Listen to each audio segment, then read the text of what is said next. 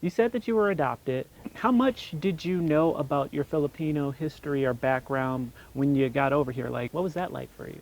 Well, when I was born, I was in an orphanage up until about I was 8 months old. Then I came over here to the United States, and both me and my sister are both adoptees. We're not biologically related. My mom is half Filipino and half Caucasian, and it turns out back in 1988, at least at that time from the way I was told, every country adopts differently. There's different policies that are in place. So because my mom has Filipino blood, they allowed me to be adopted by her and my Oh. dad.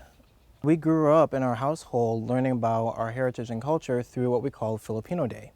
And Filipino Day was a little bit more specifically about our adoption, not so much about the culture per se of the Philippines, but more understanding about what it means to be an adoptee.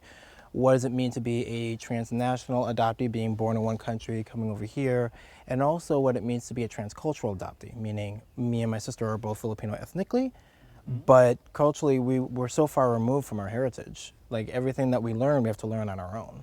I remember like when we were first dating, there was a challenge because you held a lot of things close to the chest. And one of them that I remember vividly was there was this collection of things related to your adoptive story. I could kind of see the hurt and the pain and the trauma. What was going through your mind when, that first day when you showed me that? Yeah, I remember that day. So both my sister and I have adoption papers, and it gives you the entire history about the family and all about like our legal papers showing our nationalization and everything. So one of the things that was in there was a little album. Look at this face. Oh my God. And in the album, it has my baby photos, it has like all that kind of information from the orphanage, and somebody handwritten the entire backstory of my birth mother.